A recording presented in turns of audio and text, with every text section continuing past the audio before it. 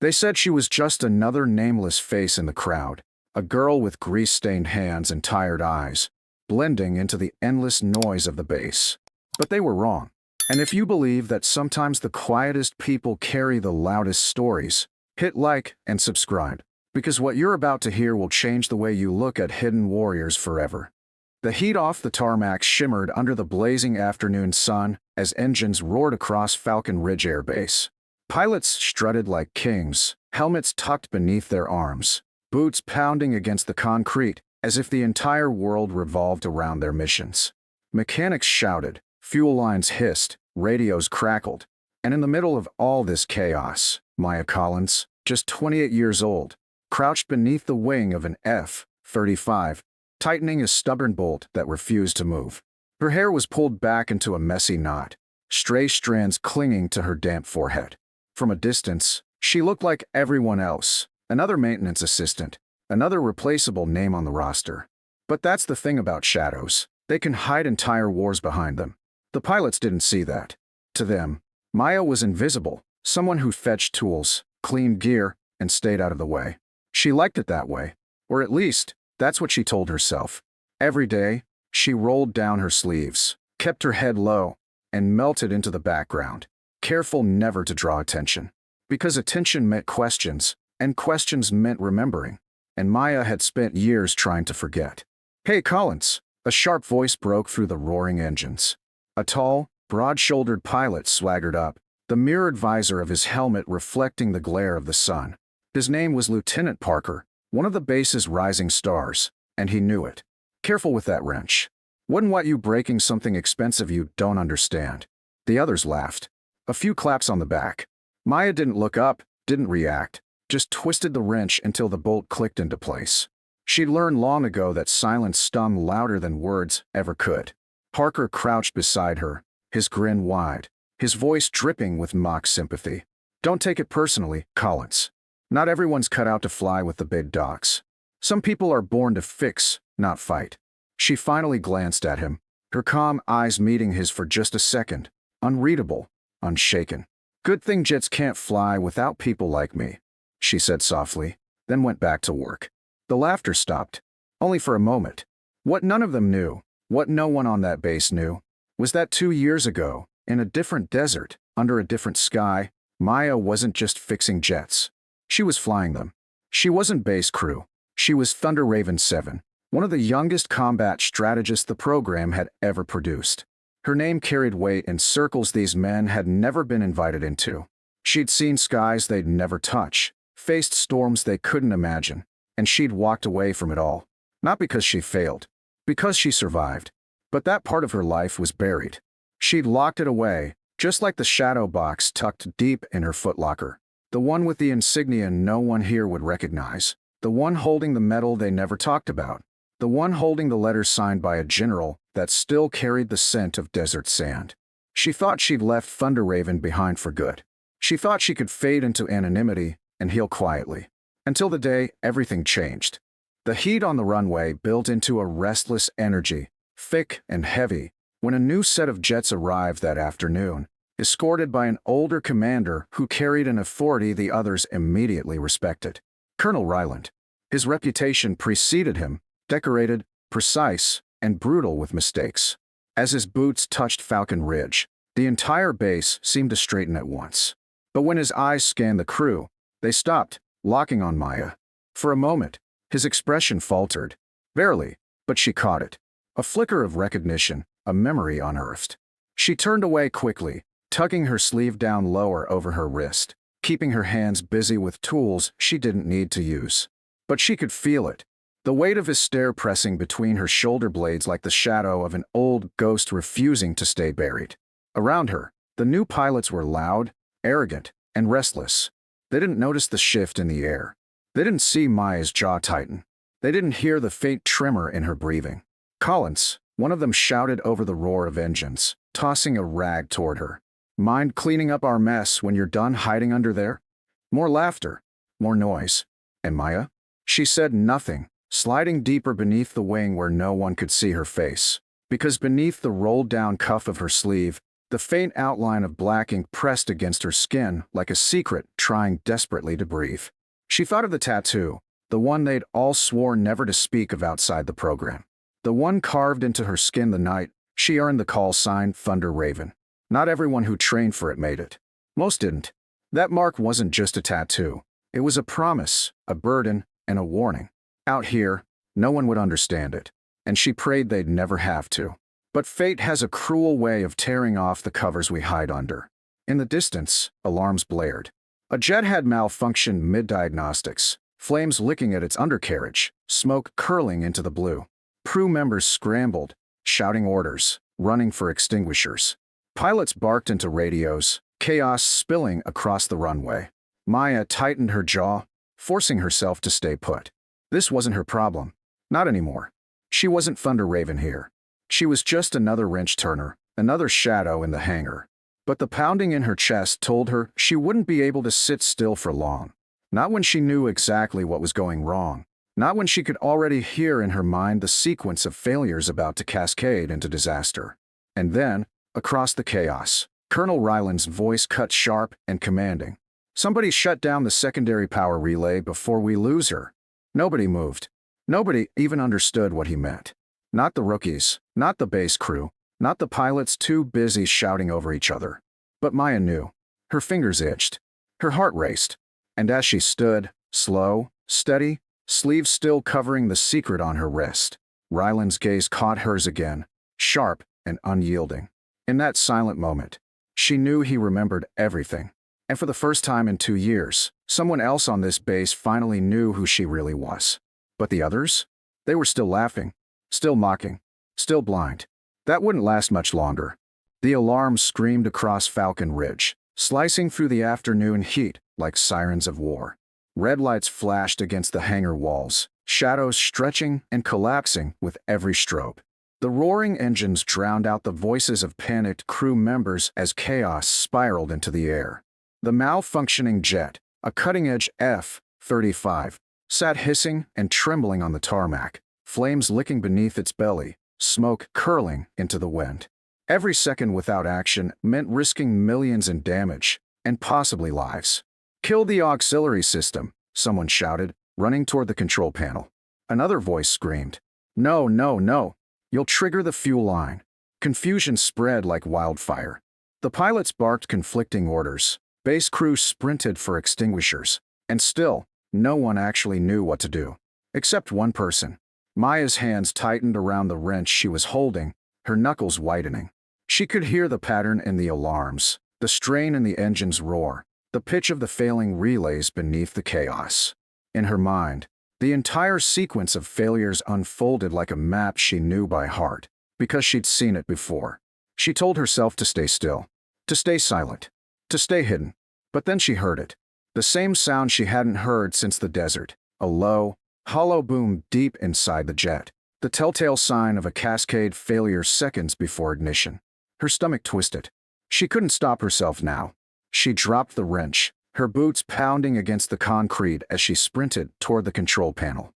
"Move," she barked, shoving past 2 confused crew members, her voice slicing through the chaos like steel. No one recognized that tone coming from her. Nobody had ever heard Maya Collins sound like that. Parker, the arrogant pilot from earlier, gawked at her. "What the hell are you? Shut up and override the fuel crossfeed now, or this entire bay is gone in 90 seconds, she snapped, already punching commands into the manual panel. The others froze, stunned by her sudden authority, but Parker hesitated, bristling. "You don't give me orders, Collins." Her head whipped toward him, her voice cold as ice. "You want to live? Do it. Now." That broke him. He stumbled into motion, following her instructions without another word. She yanked off her gloves, fingers flying across the controls, rerouting the faulty circuits before the secondary relay failed completely. Sweat dripped down her forehead, her breath sharp and fast. And then, as she reached for the emergency override, her sleeve caught on the edge of the panel and rolled up past her wrist. The black ink glimmered under the flashing lights. A stylized raven, wings outstretched, bolts of lightning striking beneath it. The mark that only a handful of people in the world would ever recognize. Silence fell for a brief, fragile second. even amid the alarms, even with the fire still raging beneath the jet, because Colonel Ryland had stepped forward, his voice low but sharp enough to cut the air in half. Thunder Raven 7. Maya froze, her chest rising and falling as the weight of those 3 words settled over the room like a storm cloud. Parker blinked, confused. Thunder what? Ryland's eyes never left Maya's wrist. She's not base crew, he said, his voice loud enough for everyone to hear now. She's one of them. The hangar erupted in murmurs. Some of the rookies exchanged nervous glances. Others stared at Maya like they were seeing her for the first time. Parker scoffed, disbelief coloring his voice. What the hell are you talking about? She's a maintenance tech, Ryland. She cleans oil filters and fetches tools, She's Thunder Raven 7, Ryland repeated, his tone like iron. One of the youngest combat strategists in the history of the program. Graduated top of her class, recruited into an elite unit we weren't even allowed to discuss in briefings. That tattoo isn't decoration, it's an oath. And then his voice dropped lower, darker. Do you know how many people survive that program? Less than 3%. Parker's face went pale. He glanced back at Maya, suddenly unsure of the ground beneath his boots. But Maya didn't bask in the recognition. She didn't gloat. Her hands kept moving, steady and precise, entering override commands no one else on the base even knew existed. 30 seconds, she muttered under her breath. Come on, come on. She reached down, manually cutting off the unstable ignition module, rerouted power away from the failing capacitor, and finally slammed her palm against the emergency shutdown. The jet went silent. The alarm stopped. The hangar was suddenly drenched in stillness, broken only by the hiss of steam escaping from the cooling vents. The danger had passed, but the real storm had just begun. Everyone stared at her. She pulled her sleeve back down quickly, but it was too late. The mark had been seen. The secret she'd spent 2 years hiding was gone. Ryland approached slowly, his boots striking the floor in sharp, deliberate beats. When he stopped in front of her, the weight of his gaze was unbearable. You were supposed to be gone, he said quietly, so only she could hear. After Kahari, we thought you were dead. Maya swallowed hard, her throat tight.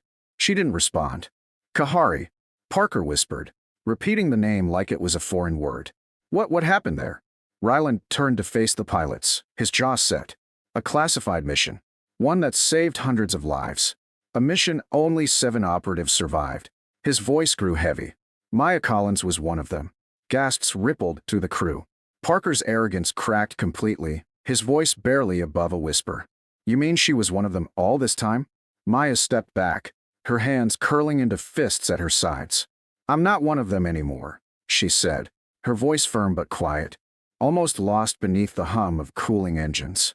That's over. I walked away, but Ryland's gaze hardened. You can't walk away from what you are, Collins. You didn't earn that mark to hide it under grease and silence. The words stung, more than she expected. Before she could respond, the PA system crackled overhead. Emergency briefing in Command Room Alpha. All personnel report immediately. Maya closed her eyes, exhaling slowly, already dreading what was coming. Because she knew, deep down, this wasn't over. The Thunder Raven wasn't buried anymore, and the base had just discovered its most dangerous secret. The command room buzzed with tension, the hum of monitors cutting through the silence between rapid keystrokes and clipped radio chatter. Maya stood near the back, her sleeves tugged down tight over her wrist, trying to blend into the shadows again. But there was no hiding anymore. Not after what just happened in the hangar. The walls were lined with digital maps, storming with data and blinking alerts. On the largest screen, a red warning pulsed violently. Unidentified hostiles detected, eastern perimeter. Colonel Ryland stood at the center of the room, his presence sharp and commanding, yet his gaze kept flicking toward Maya, not as an officer looking at base crew, but as a commander looking at the only person who could save them. The situation is escalating, he said, his voice carrying across the room. We've intercepted coded chatter confirming a hostile incursion. Whoever they are, they're targeting Falcon Ridge directly. He paused, letting the weight settle. If they breach the perimeter, we lose the airfield and every asset on it. The rookies shifted uncomfortably, exchanging worried glances. Parker, normally arrogant and loud, sat silent at the edge of the table, his helmet resting uselessly in his lap. Ryland turned toward the assembled pilots and crew. We've scrambled intercept teams, but we're blind without updated coordinates. We need someone who can analyze the data, anticipate their attack vectors, and guide our defense systems in real time. No one spoke. The silence was suffocating. And then, slowly, Ryland's eyes locked on Maya. She stiffened, instinctively shaking her head. "No," she said softly, almost pleading. "Don't." Ryland didn't blink. "You're the only one here who can do this. You're the only one trained for this level of response." "I told you," she said, forcing steadiness into her voice. "That part of my life is over. I'm not Thunder Raven anymore." He stepped closer, lowering his voice just enough that only she could hear. "Tell yourself that all you want, but that tattoo doesn't lie. The Raven doesn't choose wrong." Maya's jaw tightened. Her chest rose and fell unevenly as the memories slammed back without mercy. The mission, the chaos, the screams over comms, and the silence that followed when 6 voices never responded again. That was why she left. Why she buried Thunder Raven 7 under grease and shadows. Because being her meant losing them. But now, the weight wasn't hers alone. Falcon Ridge was on the line. The people mocking her hours ago, the ones who thought she was invisible, were about to become collateral if she stayed silent. And in that moment, something in her broke. She stepped forward, shoulders squared, her voice steady but quiet. "Get me a secure channel, top clearance." Ryland's expression softened, only slightly, and he nodded once. The room snapped into motion. Operators rerouted feeds, technicians brought up encrypted channels, and the rookies stood frozen, watching as Maya Collins, the maintenance girl, transformed into someone entirely different. She slid into the command seat, pulling on a headset, her fingers dancing across the console as streams of encrypted data lit up the screens in front of her.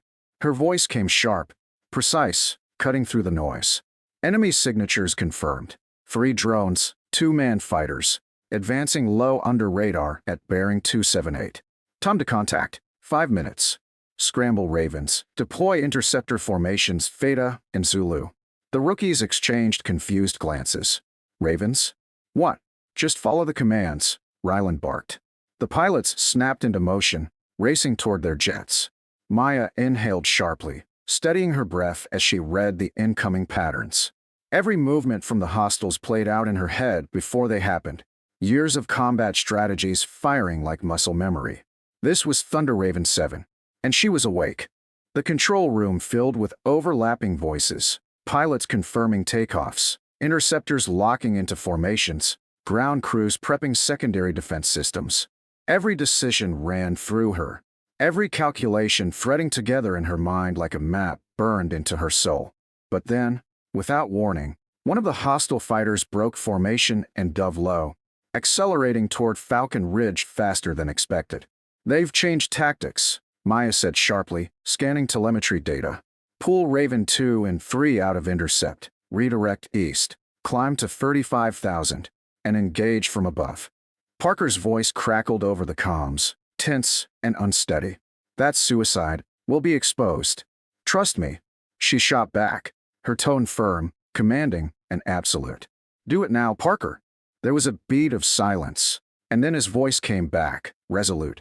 "Copy that." Seconds later, twin sonic booms ripped through the sky. Raven 2 and 3 dove from the clouds, cutting across the hostiles' trajectory at the perfect angle. One missile, one direct hit. The enemy fighter erupted into a fireball, spiraling down into the desert. The control room roared with cheers, but Maya didn't celebrate. Her focus remained razor-sharp. 2 drones inbound, she warned, her fingers flying across the interface. Override auto-defense protocols. Reassign turret priority to Grid 7. Now, the base's ground defenses roared to life, anti-drone cannons tracking the targets. One drone exploded instantly. The second banked hard, avoiding fire, but it didn't get far. Raven 4 locked, fired, and shredded at midair. In less than 7 minutes, the threat was neutralized. Falcon Ridge still stood. For the first time all day, silence filled the command room. Not the silence of shock, but of awe. Maya pulled off her headset slowly, her hands trembling despite her steady voice. She stood, her gaze sweeping across the room, meeting the eyes of pilots who once mocked her, and now stared at her like she was carved from legend. Parker approached her hesitantly, helmet tucked under his arm. "I'm sorry," he said, voice quiet. "I didn't know." Maya studied him for a moment, then offered the faintest, smallest nod. "Now you do. Next time, don't underestimate the people you don't understand." Ryland stepped forward, his voice deep and calm, but carrying weight only Maya could truly feel. "You saved Falcon Ridge today, Thunder Raven 7. She looked at him, her expression unreadable. "I saved them. That's enough." He hesitated before replying, his tone lower, softer. "It's not over, Maya. This was just the beginning. They know where you are now." Her eyes flickered, just for a moment, a crack in her calm facade. Then she turned, walking toward the exit, her boots echoing against the steel floor. The rookies watched her disappear into the corridor, her silhouette sharp against the fading light. To them, she was no longer just base crew. She was something else entirely, something they couldn't define but would never forget. And as she stepped outside, the sun low on the horizon, Maya glanced at the tattoo on her wrist, the black raven stretching its wings beneath the fading daylight. Once, she thought it marked the end of her story. Now she understood. It was only the beginning. Some legends don't need medals or headlines. They carry their battles in silence, until the world remembers why they were feared. If Maya's story moved you, hit like, subscribe, and stay tuned for more untold stories of hidden warriors and the secrets they carry.